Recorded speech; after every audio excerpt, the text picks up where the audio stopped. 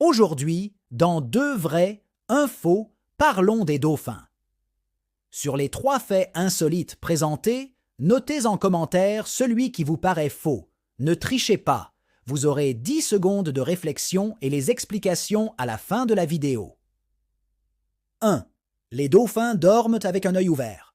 2. Les dauphins ont la même espérance de vie que les humains. 3. Les dauphins ont des noms distinctifs et répondent à leur propre sifflement. 10, 9, 8, 7, 6, 5, 4, 3, 2, 1. Réponse. 1. Vrai. Les dauphins dorment avec un œil ouvert. Les dauphins dorment en fermant un hémisphère de leur cerveau à la fois, ce qui leur permet de continuer à respirer et de rester vigilants aux prédateurs et autres dangers potentiels. 2. Faux. Les dauphins ont la même espérance de vie que les humains. La durée de vie moyenne des dauphins varie en fonction des espèces, mais elle se situe généralement entre 20 et 50 ans. Par exemple, les grands dauphins, Tursiops truncatus, peuvent vivre environ 40 à 50 ans en captivité et un peu moins à l'état sauvage. 3. Vrai. Les dauphins ont des noms distinctifs et répondent à leur propre sifflement. Les recherches montrent que les dauphins utilisent des sifflements uniques pour s'identifier, fonctionnant comme des noms. Ils répondent de manière distincte lorsqu'ils entendent leur propre sifflement, ce qui est une forme de reconnaissance de soi rare dans le règne animal. Alors, vous aviez la bonne réponse? Vous êtes surpris? À demain. Aujourd'hui, dans Deux vrais, un faux, parlons des civilisations anciennes. Sur les trois faits insolites présentés, notez en commentaire celui qui vous paraît faux, ne trichez pas. Vous aurez 10 secondes de réflexion et les explications à la fin de la vidéo. 1. Les Égyptiens anciens utilisaient le maquillage non seulement pour l'esthétique, mais aussi pour des raisons médicales. 2. Les Grecs anciens croyaient que l'haleine de leurs oracles contenait des pouvoirs divins et la conservait dans des amphores scellées. 3. Les Mayas avaient développé un calendrier si précis qu'il était plus exact que le calendrier grégorien que nous utilisons aujourd'hui. 10, 9, 8, 7, 6, 5, 4, 3, 2, 1. Réponse. 1. Vrai. Les Égyptiens anciens utilisaient le maquillage non seulement pour l'esthétique, mais aussi pour des raisons médicales. Les Égyptiens utilisaient le kohl pour protéger leurs yeux du soleil et des infections. Ils croyaient également que cela leur offrait une protection divine. 2. Faux. Les Grecs anciens croyaient que l'haleine de leurs oracles contenait des pouvoirs divins et la conservait dans des amphores scellées. Bien que les oracles et leurs prophéties étaient très respectés dans la Grèce antique, il n'y a aucune preuve historique que les Grecs conservaient l'haleine de leurs oracles dans des amphores scellées. 3. Vrai. Les Mayas avaient développé un calendrier si précis qu'il était plus exact que le calendrier grégorien que nous utilisons aujourd'hui. Le calendrier maya est célèbre pour sa précision, en particulier dans la mesure des cycles astronomiques. Les Mayas avaient une connaissance avancée des mouvements des corps célestes. Alors, vous aviez la bonne réponse? Vous êtes surpris? À demain. Aujourd'hui, dans Deux vrais, un faux, parlons de la mode. Sur les trois faits insolites présentés, notez en commentaire celui qui vous paraît faux, ne trichez pas, vous aurez 10 secondes de réflexion et les explications à la fin de la vidéo. 1. Les talons hauts étaient à l'origine portés par les hommes. 2. Les jeans ont été initialement créés comme vêtements de travail. 3. Le premier défilé de mode a eu lieu au XVIIIe siècle. 10, 9, 8, 7, 6, 5, 4, 3, 2, 1. Réponse. 1. Vrai. Les talons hauts étaient à l'origine portés par les hommes. Les talons hauts ont été portés pour la première fois par les hommes en Perse au Xe siècle pour aider à maintenir leurs pieds dans les étriers lorsqu'ils montaient à cheval. Plus tard, ils sont devenus populaires parmi les hommes de la noblesse européenne au XVIIe siècle. 2. Vrai. Les jeans ont été initialement créés comme vêtements de travail.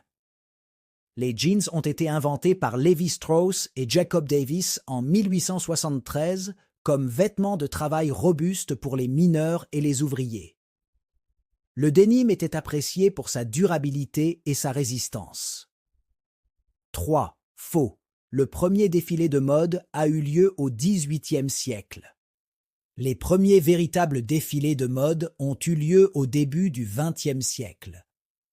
Le couturier Charles Frederick Worth est souvent crédité pour avoir organisé les premiers défilés dans les années 1850-1860 à Paris. Mais le concept de défilé de mode, tel que nous le connaissons, a vraiment pris son essor au XXe siècle. Alors, vous aviez la bonne réponse? Vous êtes surpris? À demain. Aujourd'hui, dans Deux vrais et faux, parlons de la Joconde. Sur les 3 faits insolites présentés, notez en commentaire celui qui vous paraît faux. Ne trichez pas, vous aurez 10 secondes de réflexion et les explications à la fin de la vidéo. 1. La Joconde a été volée en 1911 et retrouvée 2 ans plus tard. 2. La Joconde n'a jamais quitté le musée du Louvre depuis qu'elle y est exposée. 3. La Joconde a été peinte sur un panneau en bois de peuplier. 10, 9, 8, 7, 6, 5, 4, 3, 2, 1. Réponse. 1. Vrai. La Joconde a été volée en 1911 et retrouvée 2 ans plus tard. En 1911, la Joconde a été volée du musée du Louvre par un employé du musée nommé Vincenzo Perugia. Elle a été retrouvée en Italie en 1913 et renvoyée en France. 2. Faux. La Joconde n'a jamais quitté le musée du Louvre depuis qu'elle y est exposée. La Joconde a été prêtée à plusieurs reprises pour des expositions internationales. Par exemple, elle a été exposée aux États-Unis en 1963 et au Japon en 1974. 3. Vrai. La Joconde a été peinte sur un panneau en bois de peuplier. Léonard de Vinci a peint la Joconde sur un panneau en bois de peuplier, une technique courante à l'époque pour les œuvres de cette taille.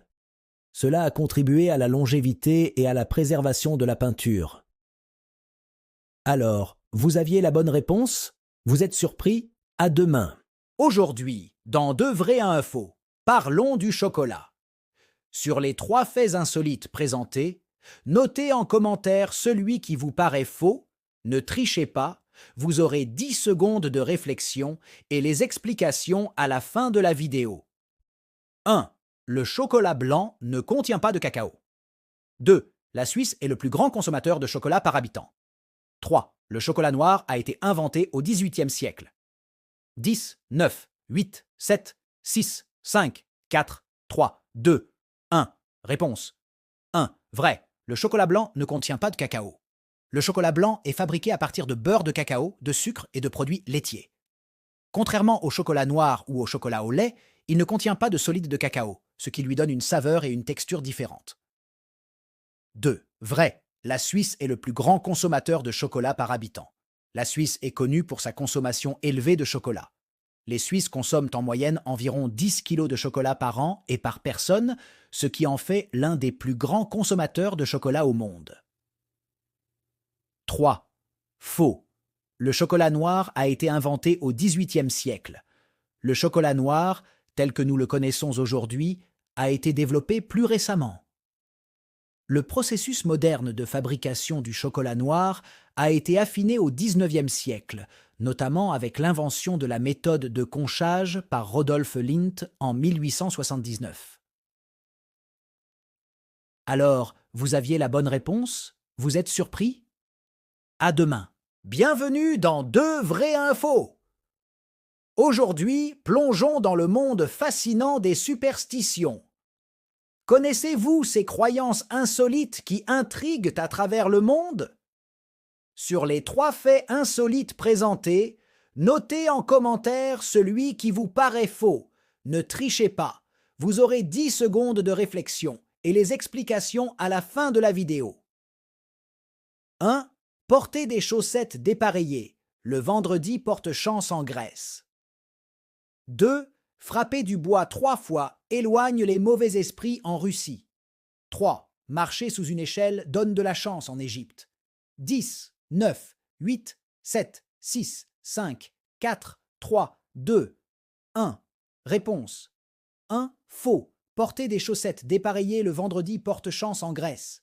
En Grèce, la superstition prévoit que c'est le jeudi qui est associé à la chance, et non le vendredi.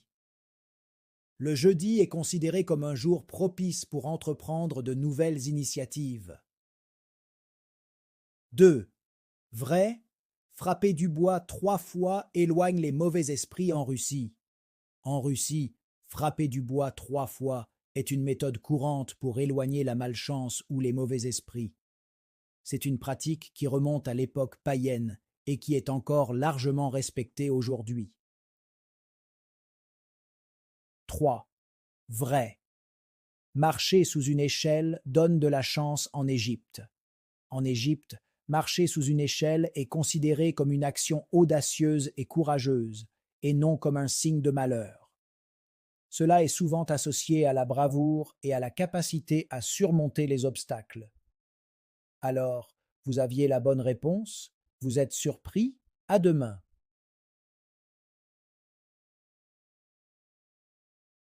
Bienvenue dans 2 vrais 1 faux. Aujourd'hui, découvrons des faits insolites sur Paris, la ville lumière. Connaissez-vous bien cette ville emblématique? Sur les 3 faits insolites présentés, notez en commentaire celui qui vous paraît faux. Ne trichez pas, vous aurez 10 secondes de réflexion et les explications à la fin de la vidéo. 1. Paris possède une statue de la liberté. 2. La tour Eiffel a été vendue 2 fois par un escroc.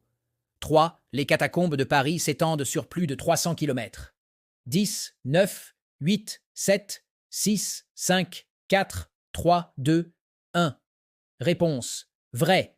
Paris possède une statue de la liberté. Paris abrite plusieurs répliques de la statue de la liberté. La plus célèbre se trouve sur l'île aux Cygnes, un petit îlot sur la Seine, et une autre plus petite est située dans les jardins du Luxembourg. Vrai. La tour Eiffel a été vendue 2 fois par un escroc. Victor Lustig, un escroc notoire, a réussi à vendre la tour Eiffel pour de la ferraille à 2 reprises dans les années 1920. Il a convaincu des ferrailleurs qu'il avait le pouvoir de vendre le monument en raison de coûts d'entretien trop élevés. Faux. Les catacombes de Paris s'étendent sur plus de 300 km.